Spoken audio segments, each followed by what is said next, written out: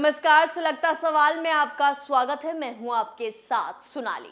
आज सवालों से ममता बनर्जी की गुंडाई दिखाने वाली गैंग को सुलगाएंगे और बंगाल में टीएमसी की तानाशाही का पर्दाफाश करेंगे।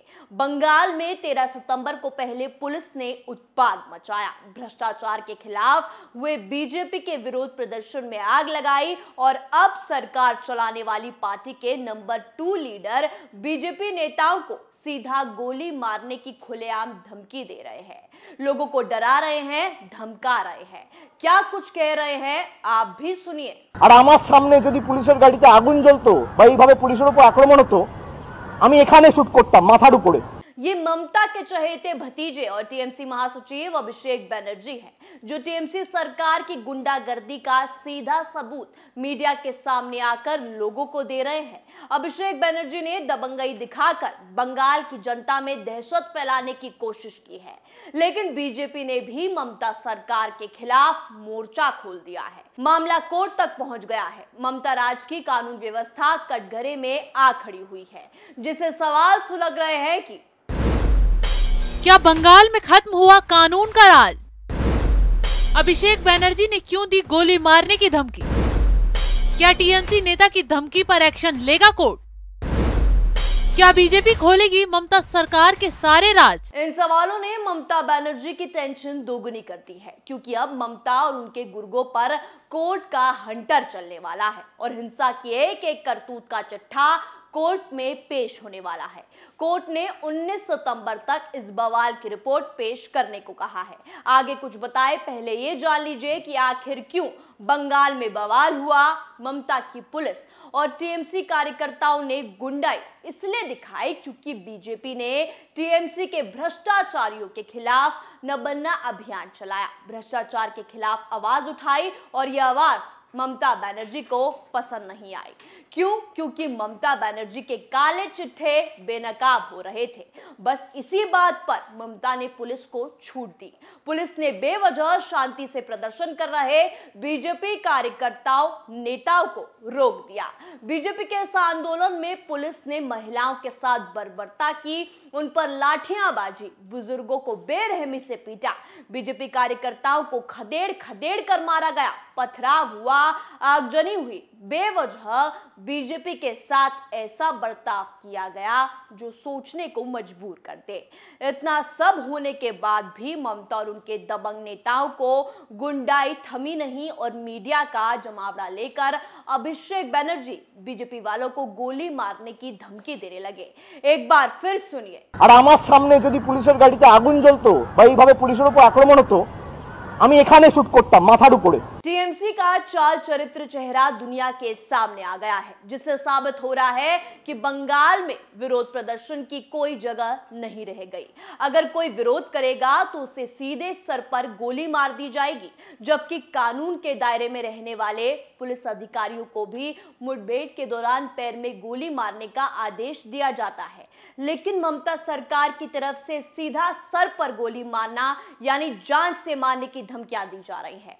लोकतंत्र की दुहाई देने वाली ममता बनर्जी अब लोकतंत्र की ही धज्जियां उड़ा रही है, क्योंकि माथे पर सीधे गोली मारने की धमकी टीएमसी का कोई छोटा मोटा आदमी नहीं, बल्कि टीएमसी का महासचिव और ममता बनर्जी के भतीजे ने दी है, जो सीधे तौर पर मुख्यमंत्री का ही आदेश समझिए और पुलिस वालों को खुली छूट। तभी तो अभिषेक बनर्जी के इतने बड़े बयान पर भी ममता बनर्जी मुंह बंद करके बैठी हैं, तमाशा देख रही हैं।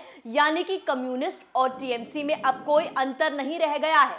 जिस तरीके से 1993 के दौर में कम्युनिस्टों ने बंगाल में तांडव मचाया था, हत्याओं को दौर शुरू हुआ था, वही स्थिति अब टीएमसी के राज में भी शुरू हो गई है। यहाँ पर टीएमसी के कार्यकर्ता बेलगाम हो गए हैं। पिछले 1-1.5 साल की ही रिकॉर्ड देखें तो सीबीआई के हवाले ही कई ऐसे हत्याकांड हैं जिनकी आंच टीएमसी के कार्यकर्ताओं पर गिर रही है। चुनाव के बाद टीएमसी के कार्यकर्ताओं ने जमकर तांडव मचाया था। गुंडागर्दी इतनी बढ़ गई थी कि जिसने टीएमसी को वोट नहीं दिया था उसे मारा पीटा गया था।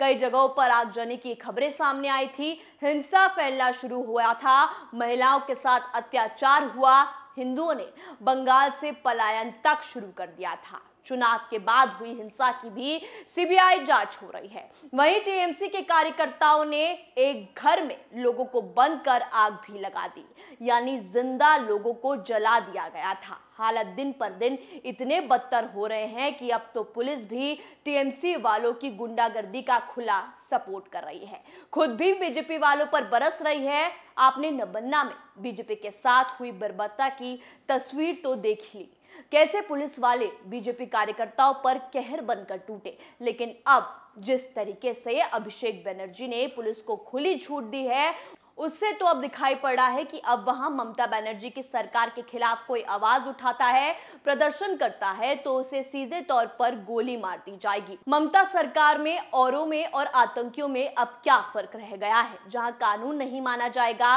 टीएमसी की तानाशाही चलेगी, वहां आतंक को ही बढ़ावा मिलेगा, जो आज बंगाल में हो रहा है। वहीं अब बीजेपी के साथ साथ कोर्ट ने भी ममता सरकार की इस कायराना हरकत पर सख्ती दिखाई है। कोलकाता हाईकोर्ट ने गृह सचिव से इस बात की रिपोर्ट मांगी है कि बीजेपी समर्थकों को उनके नबन्ना मार्च के दौरान बलपूर्वक रोका गया। इसके साथ ही कोर्ट ने कोलकाता में बीजेपी के राज्य मुख्यालय की सुरक्षा सुनिश्चित करने के लिए कहा। कोर्ट ने इतना तक भी कह दिया कि हिंसा भड़काने में अवैध गिरफ्तारियां नहीं होनी चाहिए। तो अब ऐसे में रिपोर्ट पेश होने से पहले ही अभिषेक बनर्जी की धमकी ममता के गले की फांस बन सकती है। कोर्ट में अगर बीजेपी अभिषेक बनर्जी का ये बयान पेश करती है तो टीएमसी का फंसना तय है, क्योंकि साफ साफ जाहिर हो रहा है कि ये सब बवाल ममता और उनके इशारों पर नाच रही पुलिस ने अपने भ्रष्टाचारी नेताओं को बचाने के लिए किया। क्योंकि बंगाल में पहले शिक्षक भर्ती घोटाला सामने आया, ममता के राइट हैंड अभिषेक बनर्जी पर गाज गिरी, फिर पशु तस्करी का खेल सामने आया, जिसमें ममता के खासम खास अनुव्रत मंडल सलाखों के पीछे गए, और फिर कोयला घोटाले में ममता के भतीजे फंसे। इसी वजह से ममता बनर्जी बौखलाने उतर आई, बवाल करवाया और अब भतीजे से बीजेपी को खुली धमकी दिलवाई। लेकिन बीजेपी ने भी ठान लिया है कि वो ममता के काले कारनामों को बेनकाब करके रहेगी, अपनी आवाज दबने नहीं देगी। और अभिषेक बनर्जी ने कहा अगर वो होते तो वो सिर पे गोली मारते। ये शब्द उन्होंने प्रयोग किया। एक तो है एक्सट्रीमली अनकॉन्स्टिट्यूशनल, एंटी डेमोक्रेटिक बोलने से भी बहुत कम बोला जाता है। फैसीवादी मानसिकता है इन लोगों का संविधान के प्रति कोई आस्था नहीं है, और असहिष्णु टू द पावर इन्फिनिट है ये लोग कोई भी डेमोक्रेटिक ऑपोजिशन को टॉलरेट नहीं कर सकते हैं। और आप सोचिए, हम तो ये पूछना चाहते हैं कि बंगाल के जो बुद्धिजीवी हैं, यहां सारे दिल्ली में बैठे जो आंदोलनजीवी हैं, जो सारे एक एक बात के ऊपर चिट्ठी लिखते हैं भारत के राष्ट्रपति, उपराष्ट्रपति और सब लोगों को, पिछले 24 घंटा एक भी इसका विरोध नहीं किया, इस बयान का। जिससे एक दिन ऐसा भी आएगा कि ममता की कुर्सी हाथों से निकल जाएगी। सुलगता सवाल में आज के लिए इतना ही। कल नए मुद्दे के साथ फिर पेश होंगे, तब तक के लिए देखते रहिए कैपिटल टीवी। नमस्कार।